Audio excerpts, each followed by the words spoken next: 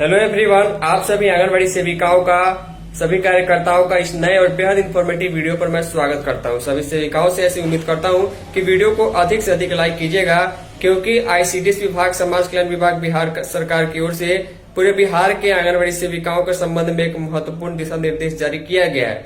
अगर आप एक सेविका है, पुरानी सेविका है, आपने सुपरवाइजर के लिए फॉर्म भरा है या फिर आप सुपरवाइजर बनना चाहती हैं, लेकिन उसमें जो कंफ्यूजन है 10 वर्ष का एक्सपीरियंस और मिनिमम 10 वर्ष का अगर एक्सपीरियंस रहेगा तो आपको बोनस अंक जो दिया जाएगा उसके बारे में इसमें डिटेल जानकारी देखने को मिलेगी। बिना टाइम वेस्ट के चलिए आगे हम आपको पूरा डिटेल दिखाते हैं जो आईसीडीएस विभाग पटना से जारी किया गया है, जिसमें जो है एक्सपीरियंस किस हिसाब से काउंट होगा और बोनस पॉइंट जो दिया जा रहा है उसमें जो है क्या दिशा निर्देश रहने वाला है और हड़ताल की अवधि या मानदेय कटौती का इसमें क्या लेना देना है। चलिए चलते हैं लेटर की ओर। फाइनली जितनी भी सेविका इस वीडियो को देख रही है, पूरा वीडियो बहुत ही ध्यान से देखिएगा। और जो लोग सुपरवाइजर बनना चाहते हैं, आईसीडीएस विभाग की ओर से बहुत ही महत्वपूर्ण पत्र जो है लेटर जारी किया गया है पूरे बिहार की सेविकाओं के संबंध में। बिहार सरकार आईसीडीएस निदेशालय समाज कल्याण विभाग बिहार की ओर से पत्र जो है संचिका संख्या 5148 है और लेटर जो है वो 13 अगस्त 2025 को जारी किया गया है। आईसीडीएस के निदेशक ने पूरे बिहार के डीएम को, पूरे बिहार के जो है डीपीओ को ये लेटर जारी किया है। नीचे आते यहाँ पर पत्र का विषय आप लोग जरूर देख लीजिएगा, क्योंकि बहुत ही महत्वपूर्ण चीज़ है, आप लोगों को जानना जरूरी है। बहुत लोगों को इसके संबंध में कन्फ्यूजन है। विषय यह है कि सेविका से महिला पर्यवेक्षिका यानी सेविका से एलएस पद पर नियोजन हेतु मार्गदर्शन के संबंध में, यानी कि कोई महिला पहले से आंगनबाड़ी सेविका है 10 वर्ष से और उनको प्रमोशन में एलएस के लिए उन्होंने फॉर्म भरा है, तो इसके लिए जो समय या फिर जो बोनस अंक नहीं मिल रहा है उसके संबंध में स्पष्ट दिशा निर्देश है। पूरी वीडियो को बहुत ही ध्यान से देखिएगा। लिखा गया, महाशय उपयुक्त विषय सूचित करना है कि कतिपय जिला पदाधिकारियों या डीपीओ द्वारा सेविका से महिला पर्यवेक्षिका के पद पर नियोजन नियमावली 1846 दिनांक 10 जून 2010 में उल्लेखित प्रावधानों से संबंधित मार्गदर्शन की मांग की गई है। मार्गदर्शन में आईसीडीएस विभाग ने यह डिटेल जारी किया है। इस संबंध में सम्यक विचारोपरांत निम्नवत मार्गदर्शन दिया जाता है। पहला जो मार्गदर्शन में डिटेल है कि सेविका से महिला पर्यवेक्षिका के नियोजन हेतु अनिवार्य योग्यता यानी अर्हता मिनिमम होनी चाहिए, उसका उल्लेख मार्गदर्शिका के कंडिका 2 क में किया गया है। यानी कि न्यूनतम एक सेविका को, जो सेविका से महिला पर्यवेक्षिका बनेगी, उसको मैट्रिक पास होना मिनिमम जरूरी है।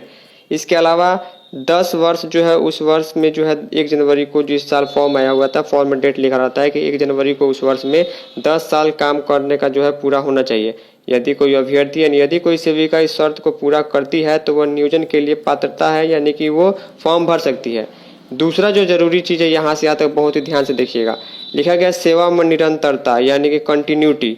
जिस अवधि के लिए मानदेय दिया गया हो सरकार उसी को कंटिन्यू मान रही है। यानी कि मान के चलिए कि आप जो है अगर 2005 से अगर आप एक सेविका है काम कर रही हैं और 2025 चल रहा है, लेकिन उसमें आपने एक भी दिन हड़ताल नहीं किया है या किसी कारण से एक भी दिन का मानदेय नहीं कटा है, तो आपका जो है काम का अवधि जो है वो 20 वर्ष माना जाएगा। लेकिन अगर आपने एक दिन भी हड़ताल किया है या 1-2 दिन का मानदेय निरीक्षण के कारण या किसी अन्य कारण से नहीं मिला है, तो वो दिन घटा दिया जाएगा। वो चीज़ यहाँ पर कहा जा रहा है कि सेवा में निरंतरता यानी जिस अवधि के लिए मानदेय दिया गया है उसका संबंध बोनस अंक दिए जाने से है, एवं जिसका प्रयोग मेगा सूची के निर्माण में किया जाना है। इसका योग्यता अर्हता से कोई संबंध नहीं। योग्यता तो वो हो गया अर्हता मिनिमम एलिजिबिलिटी की वो मैट्रिक पास होनी चाहिए और 10 वर्ष उसका सेविका के तौर पर काम करते हुए होना चाहिए। देखिए यहाँ से यहाँ तक बहुत इंपॉर्टेंट चीज़ लिखा गया है। वीडियो को लाइक और शेयर जरूर कीजिएगा। इसका सीधा एवं स्पष्ट अर्थ यह है कि यदि किसी सेविका का हड़ताल या किसी अन्य कारणों से 10 वर्षों की निरंतर सेवा नहीं रहती है तो उसे 10 बोनस अंक नहीं दिए जाएंगे, किंतु उसे नियोजन हेतु अयोग्य नहीं माना जाएगा। एग्जाम्पल के लिए मैं आपको सीधा शब्दों में समझाऊं। मान के चलिए कि आपकी जो बहाली है वर्ष 2014 में हुई थी और वर्ष 2025 में अगर काम करते हुए डेट के ईयर के हिसाब से देखा जाए तो वो महिला, वो सेविका 11 वर्ष से जो है वो काम कर रही है। 2014 में इनकी बहाली होती है, 2025 में इनका 11 वर्ष एज ए सेविका के तौर पर काम करने के लिए हो रहा है। अगर ये सेविका जो है मैट्रिक की है तो इनका जो है फॉर्म जो है एलएस बनने के लिए भरा जाएगा।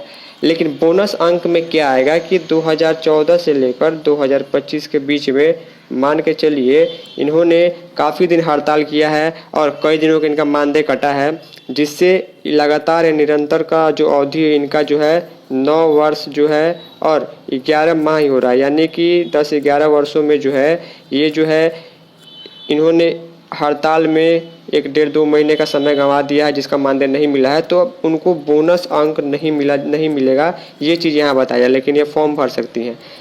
बोनस अंकों के निर्धारण के संबंध में पूर्व से निर्देशिका 5E में स्पष्ट प्रावधान अंकित है। अतएव उक्त तथ्यों के आधार पर चयन की कार्रवाई यथाशीघ्र पूरी कर ली जाए, यानी कि जो चयन के लिए फॉर्म भरा गया था उस पर कार्रवाई होगी और जल्द ही जो है यहाँ पर फॉर्म के हिसाब से जो है मेगा सूची निकाली जाएगी। ये डिटेल था सभी सेविकाओं के लिए सभी जिलों में। ICDS डायरेक्टर का सिग्नेचर 13 अगस्त का डेट देखने को मिल जा रहा है। उम्मीद करूंगा कि आपको चीज़ें समझ में आ गई होगी। सेविका से महिला पर्यवेक्षिका बनने के संबंध में महत्वपूर्ण लेटर था। फाइनली इस वीडियो में इतना ही। धन्यवाद।